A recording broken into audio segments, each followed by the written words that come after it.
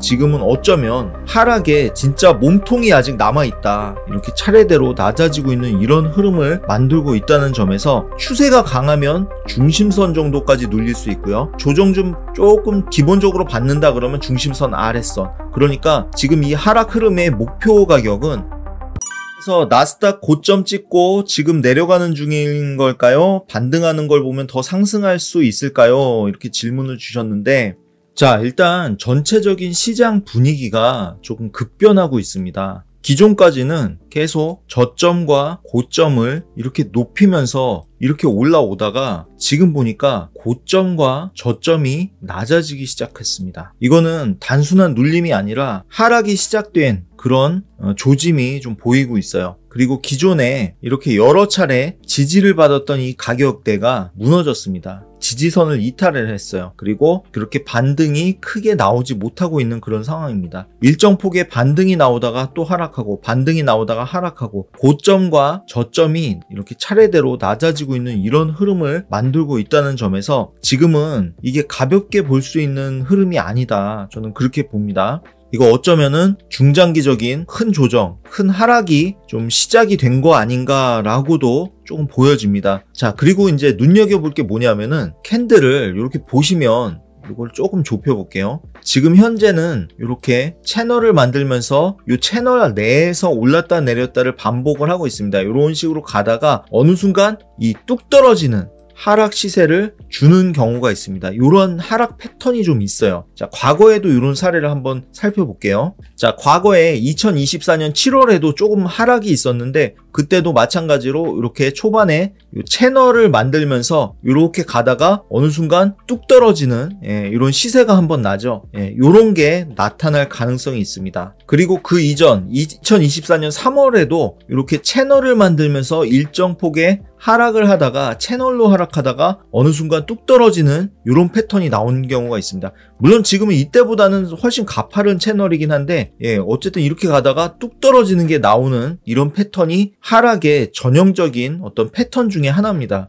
따라서 지금은 내린 만큼 또 어느 정도 반등도 나오고, 또 내렸다가 반등 나왔다가 이러니까 이게 상승을 하려고 지금 반등이 시작되는 건지 아니면 이게 하락으로 가는 건지 좀 아리까리하고 좀 헷갈리는 지금 구간이긴 한데, 이러다가 어느 순간 큰 시세가 날 수가 있습니다. 진짜 깜짝 놀랄 정도의 큰 폭의 하락이 단기간에 나올 수가 있어요. 따라서 지금은 매수하는 데 있어서 상당히 주의를 기울여야 한다. 지금은 어쩌면 큰 폭의 하락, 진짜 몸통이 아직 남아있다, 이런 조짐을 조금 보이고 있습니다. 자, 그것은 캔들 패턴뿐만 아니라 보조지표에서도 확인할 수가 있습니다. 사실 나스닥이 여기서부터 이 상승은 상당히 인위적인 상승이라고 보여집니다. 여기서부터 이미 MACD는 하락 다이버전스를 계속 만들고 있었어요. 계속해서 다이버전스를 만들고 있었는데 그걸 무시하고 몇 번을 더 밀고 올렸던 상황입니다. 근데 이제는 조금 하락이 시작된 것이 아닌가. 처음으로 MACD가 기준선 아래, 영선 아래쪽으로 지금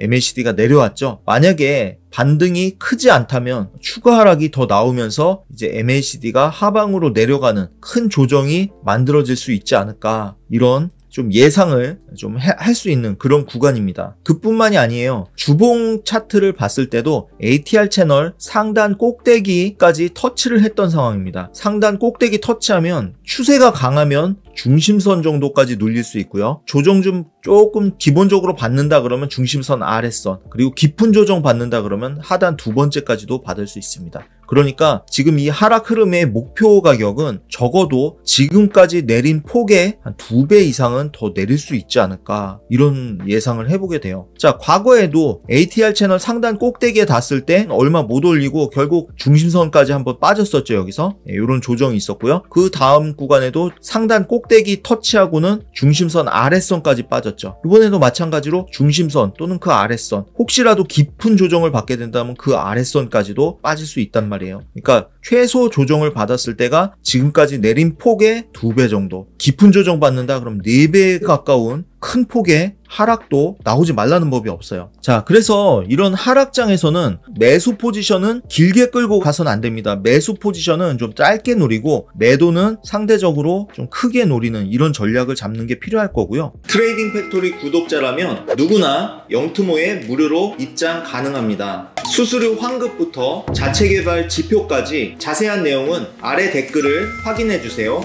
만약에 매수 반등폭을 잘못 잡으면 손실폭이 커질 수가 있어요. 가령 예를 들어서 우리가 볼린저 밴드를 거래에 많이 이용하시잖아요. 그래서 볼린저 밴드 상단 매도 하단 매수 이 전략이 추세 방향으로 성공률이 되게 높습니다. 그런데 추세 반대 방향으로는 이거 굉장히 크게 물릴 수가 있어요. 가령 지금 이제 하락 구간에서 추세 반대 방향으로 상단에 저항받을 때 매도하는 전략, 굉장히 크게 먹을 수가 있었겠죠.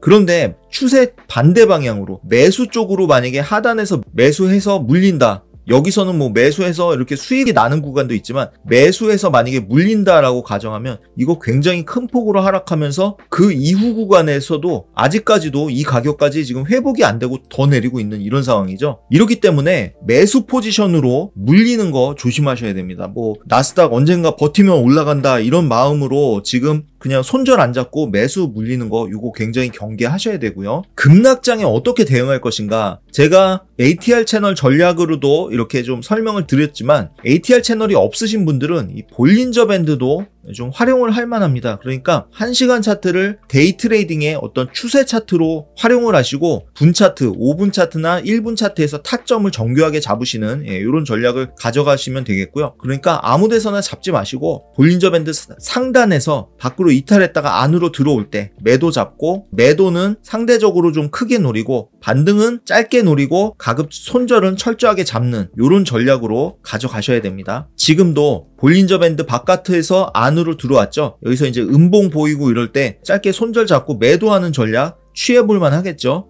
그리고 변동성이 커질 때는 방향을 따라가는 초단타 전략, 그러니까 우리나라 시간으로 밤 11시 30분 이럴 때 변동폭이 커지는 이 시간에 방향이 잡히는 쪽으로 따라가서 짧게 먹고 나오는 전략, 이런 전략 지금은 취할 수 있습니다. 왜냐하면 지금 변동폭이 굉장히 커진 상태예요. 조금이라도 더 먹으려고 미리 진입하는 것보다는 오히려 변동폭이 커질 때 방향을 따라서 확실한 수익을 짧게 챙기는 이런 전략도 지금은 취해볼 만하다.